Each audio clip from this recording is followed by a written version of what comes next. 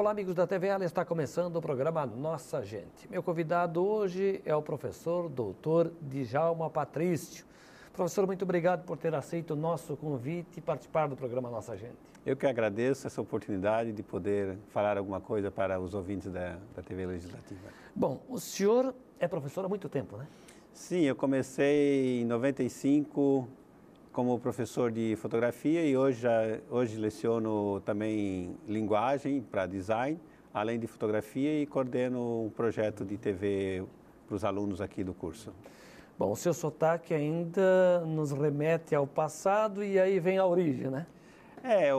A experiência na Itália foi muito boa, que eu vivi lá há mais de 12 anos, onde eu fui em 83 e voltei em 95, onde estudei jornalismo, fiz letras, fiz artes gráficas e fiz doutorado na área de letras de cinema, com história e crítica do cinema, e voltei em 95 como professor aqui da universidade. Pois é, mas antes de ir para a Itália, né, o senhor já tem no sangue, né, a origem italiana.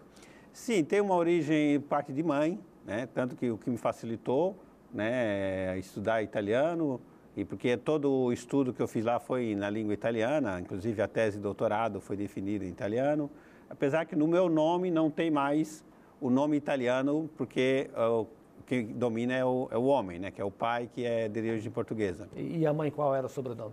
Era Duarte Batista, então era uma mistura de italiano com espanhol. E o Patrício é do pai? Patrícia é do pai, que é português. Família não é de Blumenau? Não, os meus pais, eu nasci em Criciúma, né, no sul de Santa Catarina, a minha mãe em Tubarão e o meu pai em Jaguaruna. E aí o senhor se lembra bem da infância? Viveu a infância lá na região sul, não?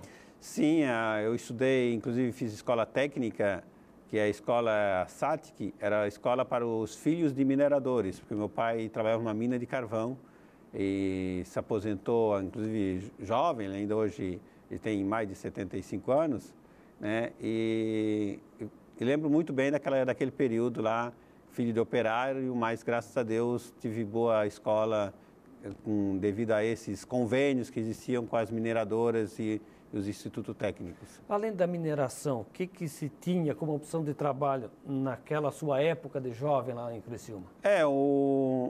Uma outra economia muito forte em Criciúma era as cerâmicas. Inclusive, tanto a minha mãe como alguns tios e tias trabalhavam na cerâmica, que eram as duas áreas mais desenvolvidas em Criciúma, que era a mineração de carvão e as cerâmicas de pisos, azulejos e também cerâmicas chamada olaria, de tijolos e telhas. Inclusive, meu avô, ele montou uma olaria naquele período, até eu fui um dos que trabalhei nesse período também na olaria de meu pai e de meu avô, né, que ficava no bairro chamado Vila Esperança.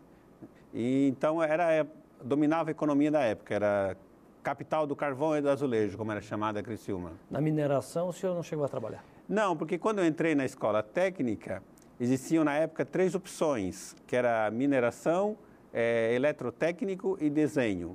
E eu já tinha mais uma veia artística, optei pelo desenho, que depois até tive sorte e em seguida comecei a trabalhar como desenhista. Mas chegou a conhecer alguma mina? Entrou numa delas? Sim, visitei, por exemplo, a Carbonífera Metropolitana, onde meu pai trabalhava, que depois agora é fechada já.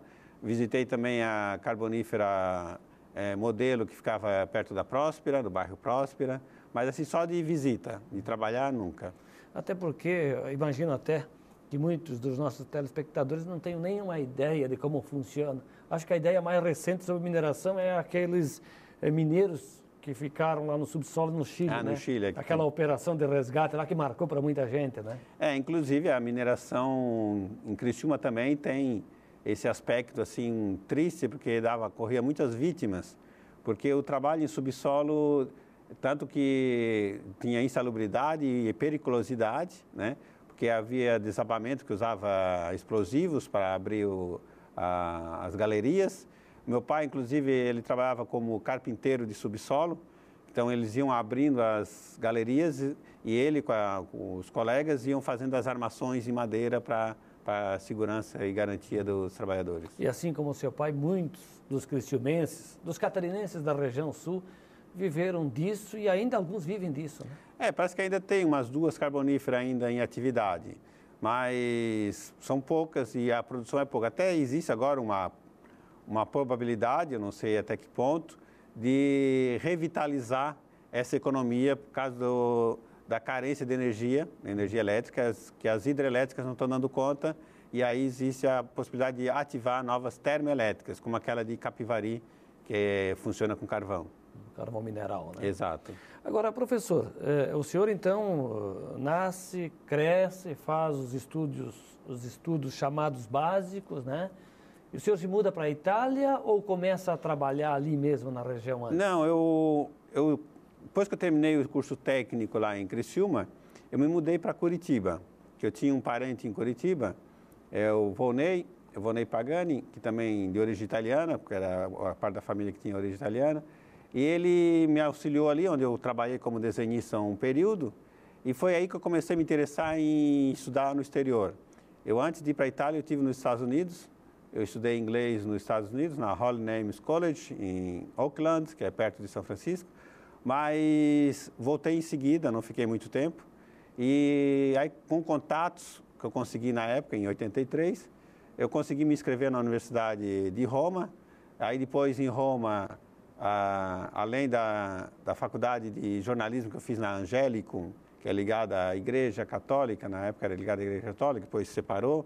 Agora, eu terminei, na época eu tinha terminado o jornalismo nessa Universidade, Angélicum. Aí eu me inscrevi no doutorado em letras, mas antes disso eu fiz uma pós-graduação no Instituto Statale d'Arte de Urbino, que é uma cidade um pouco distante de Roma. Então, acabei sempre estudando. Procurei sempre estudar, trabalhar por conta própria. Até eu fiz uma espécie de como é que se diz aqui, para poder trabalhar por conta própria, tu tem que ter um registro. Fiz um registro. De prestador de serviço. Exato, para poder executar algumas atividades remuneradas. Professor, sem levar em consideração as novas mídias, tecnologias que aí estão, vamos falar de época, daquele momento, mas que ainda depende do trabalho humano. O que o jornalismo lá, na época do seu aprendizado, para o nosso jornalismo aqui no Brasil, tem de diferente? Na época, inclusive, eu consegui a inscrição como jornalista, lá no álbum dos jornalistas estrangeiros, disse uma inscrição apropriada, porque nos anos 80, bastava tu ter uma experiência em alguma empresa de mídia, e aí tu comprovando experiência por no mínimo 2 anos, tu podia te inscrever num álbum de jornalistas, ter inscrição como jornalista. Mas agora, atualmente, já existe cursos superiores de jornalismo como no Brasil, que no Brasil já existe desde 73, se eu não me engano. Mas a forma de fazer jornalismo é muito diferente de um país para o outro? Se diz que o jornalismo europeu, em particular o italiano, ele é mais floreado, como se diz, do que o jornalista brasileiro ou americano. Basta ver no futebol, a Gazeta dello Sport é uma delas, que eles dão os adjetivos, apelido, como o Falcão foi o rei de Roma, o Adriano Imperador, e assim vai, né? Exato. Por exemplo, no jornalismo italiano, apesar que pode ter mudado, porque já faz muito tempo que eu deixei a Itália, às vezes eles falavam do particular da gravata do entrevistado, né? Antes mesmo de falar do entrevistado, né? Porque tinha uma preocupação com o todo e não só com o objetivo específico da entrevista.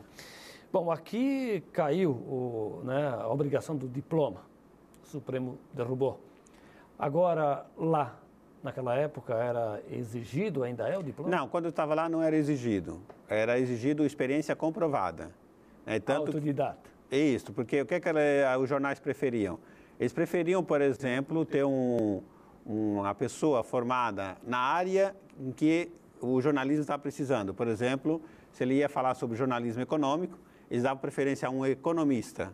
Para falar de economia. Exato. Então, ele começava às vezes como foca, como se diz aqui, ou ele ia como fazendo experiência como freelancer, que eu fiz muito tempo freelance, né? E aí depois que ele ganhava uma certa experiência, que ele era contratado como jornalista. Bom, o senhor chegou lá a fazer pós, como o senhor disse, chegou a concluir o doutorado. Sim, exato. Minha tese foi sobre o cinema brasileiro dos anos 80.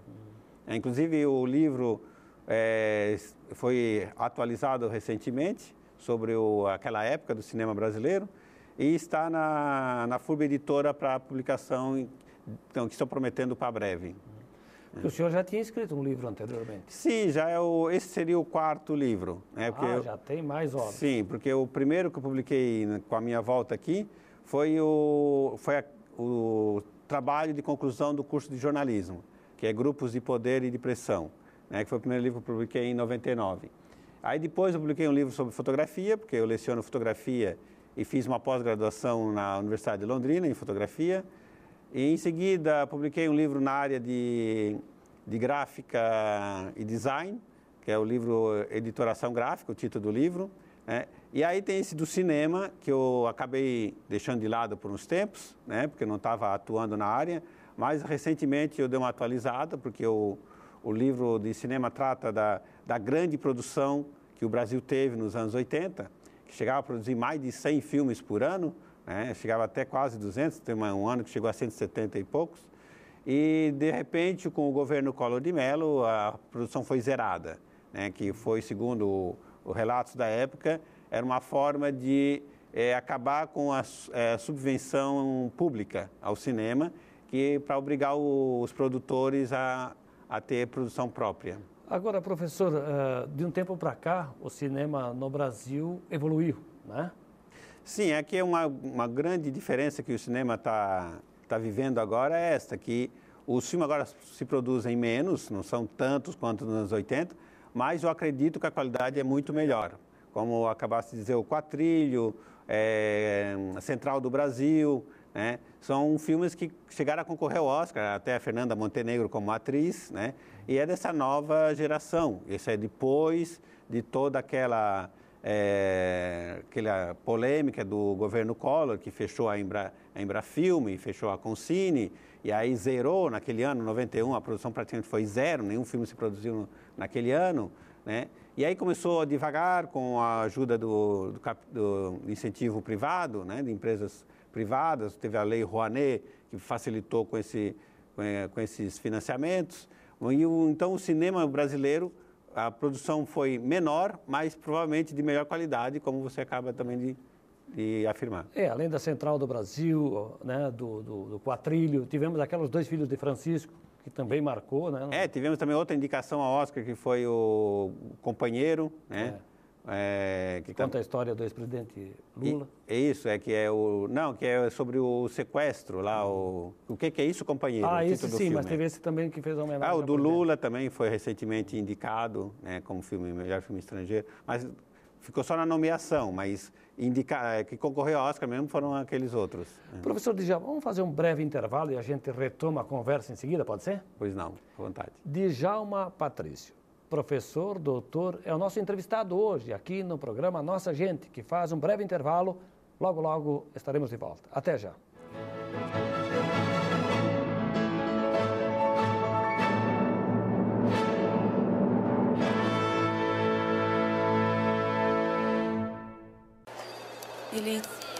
Ele tinha um sorriso irônico. O rosto era meio redondo. Dos olhos eu lembro bem. Ele tem um olhar forte. Nós vamos buscar esse elemento. É esse cara. Você tem certeza? Identificar os criminosos da internet não é simples. Acesse www.denuncie.org.br e saiba como se proteger.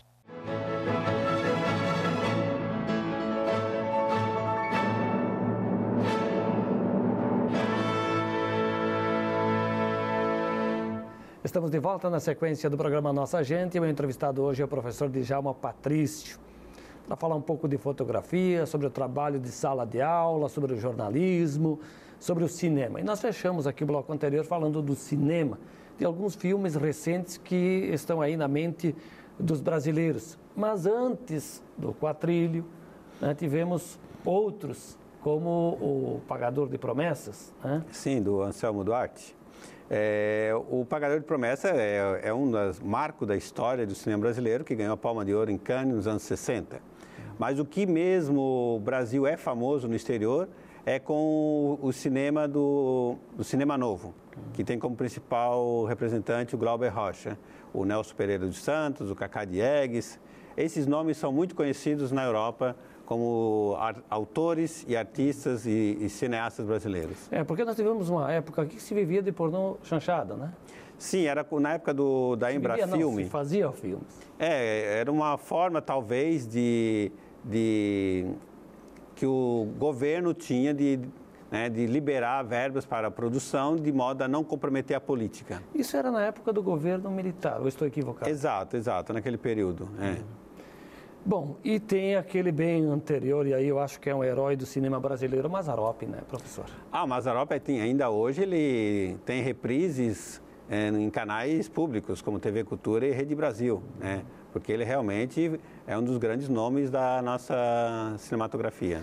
Agora, professor, o senhor busca e resgata essa história do nosso cinema e vai logo colocar à disposição da população em livro? O senhor já trabalhou, pensou em cinema, essas coisas ou não? Sim, já até produzi, mas pouca coisa em formato vídeo, porque a produção cinematográfica ela é custosa, né? Por exemplo, menos de R$1 milhão é muito difícil produzir um longa-metragem. Então, quando eu voltei, eu não tinha uma atividade específica, né? Eu não cheguei a estudar a direção de cinema, eu estudei história e crítica do cinema. Então, eu estava mais na área de literatura, né? E não na área de produção. A gente fala aqui dos longas, mas tem os curtas também, alguns marcantes como Ilha das Flores, né? Exato, o filme gaúcho lá sobre o problema do lixo, etc. Foi muito bom aquele curta-metragem. É só para falar de alguns, né? Bom, e na fotografia, professor? Parece que aí é a sua grande paixão. Sim, porque na fotografia eu sempre fotografei, tenho algumas fotos publicadas, e tem aquela paixão por fotografar a paisagem ou durante as viagens, né? Então, comecei a lecionar desde que voltei para o Brasil em 95, a lecionar fotografia. Então, é uma área que eu gosto muito e que me dá muita liberdade de expressão. Bom, mudaram as coisas, né? Agora com essas novas tecnologias, né? Isso aí até eu passei esse período de mudanças, porque nos anos 90, quando foi lançado a câmera digital, né, ainda muitos resistiam ao digital, porque dizia que não era a fotografia verdadeira, porque eliminou o processo químico, eliminou a revelação dos filmes, eliminou a ampliação em papel quase, né? E hoje em dia o digital ele é impresso numa impressora, ele é visto no monitor, nas redes sociais. Mas hoje o digital evoluiu muito, né? Nós temos câmeras digitais de altíssima qualidade e custosíssima, tipo nós temos tipo uma câmera Sinar suíça que custa mais de $40 mil, né? Então o digital hoje é a tecnologia que domina, né? O filme ficou só, as câmeras analógicas ficaram só para os realmente apaixonados, para as confrarias, né? Eu imagino, numa época bem recente, né? A foto era feita, precisava revelar, lá num casamento, na festa, esperar um tempo e aquela expectativa para ver como ficaram as fotos. E hoje a foto no celular. Exato. É instantânea, né? Inclusive isso não serve, descarta. Exato, essa facilidade ajudou muito, inclusive em áreas que antes não aceitavam, tipo jornalismo, que acreditava que o digital falsificava a imagem, né? Então, se pensava imediatamente no Photoshop, né? Mas hoje não, hoje já caiu esse preconceito. Então, se é publicidade, pode ser usado o Photoshop. Já o jornalismo evita usar o Photoshop, porque ele pode alterar de alguma maneira o resultado da fotografia. Tipo, mudar a cor, mudar a montagem, enquadramento, mas isso aí sempre houve. Inclusive, se conta na história da fotografia que o governo soviético, cada vez que mudava o presidente do soviético, eles também alteravam as fotos das enciclopédias, né? Interessante. Agora, bom, as tecnologias, a cada dia que passa, elas melhoram, né? E quem não acompanha fica para trás. Olha só, a Kodak, por exemplo, é uma referência em fotografia. Não foi para o digital, tentou, mas chegou atrasado. Imagina que a Kodak, o George Eastman, foi quem inventou e lançou o filme, né? A película, em 1888, né? Com um slogan que ficou famosíssimo, que era Você aperta o botão e nós fazemos o resto, né? Da praticidade que era, porque antes disso, antes da Kodak ser lançada, para fazer fotografia tem que ter chapa preparada em laboratório. O fotógrafo tem que ser um laboratorista, né? E aí, nos anos 90, com o digital, houve a crise também da fotografia tradicional. Então, aquelas que se lançaram logo no digital, né, as grandes marcas da fotografia, sobreviveram. Inclusive, a própria Polaroid, né, que faliu quase, e se relançou em digital. Hoje já existem as máquinas compactas Polaroid. Era, né, aquela da foto preto e branco que saía na hora. Também tinha colorida, era foto instantânea, né? Mas que com o digital perdeu a graça, perdeu o interesse, né? Professor, e essa questão da foto para o jornalismo, para a revista, jornal, até agora no jornalismo, né, internet, né? Web jornalismo que a gente diz, para foto normal, né, há uma diferença hoje para diagramar esse processo? Hoje em dia a fotografia está muito mais acessível a todos. Hoje em dia, com as redes sociais, se calcula não sei quantos milhões de fotos por segundo que são carregadas nas redes sociais, o upload, como se diz, né? De tanto que se faz fotografia. Mas tem uma diferença entre a fotografia profissional e essa fotografia amadora, cotidiana, de redes sociais, etc. Porque aquelas da rede social geralmente não tem a preocupação muito com a qualidade, né? Mas mostrar o momento, né? Então você vê muito foto desfocada, mal enquadrada, com problemas, etc. Mas é para um ambiente muito limitado, né? Que mesmo assim às vezes extrapola aquele próprio ambiente, né? Porque hoje em dia a internet domina a mídia, né? Então a fotografia está presente em toda forma de mídia. Então não só redes sociais, mas em web, jornais e tudo mais, né? Entre uma pergunta e outra, enquanto o senhor responde, me vem em mente, olha que eu não sou tão de idade assim, mas eu ouvi falar muito, inclusive do famoso lambe-lambe, aquele retratista que ia para a praça. O senhor pegou esse tempo? Não, eu só conheci assim histórica, né? Por exemplo, quando eu fiz a pós-graduação em fotografia em Londrina, ainda existia na época nas praças uns senhores lá com lambe-lambe, né? Mas era mais um fato mais característico assim de artesanato, de cultural, folclórico, etc. Porque mesmo naquela época, né, já existia o digital, mas por isso que eu conheci também o lambe-lambe, mais com uma forma de folclore. E aqueles retratos em família a óleo que se dizia no passado, qual era a tecnologia que se usava, professor? Que aquilo eram coloridos à mão, então se fazia foto preto e branco, e aí o fotógrafo dava um jeito de colorir à mão, por isso que tem aqueles retratos assim, que tu não sabia se era foto ou era pintura, porque era o retrato do nono, a nona, do opa, da oma. Uma forma híbrida, né? Uma forma híbrida de imagem.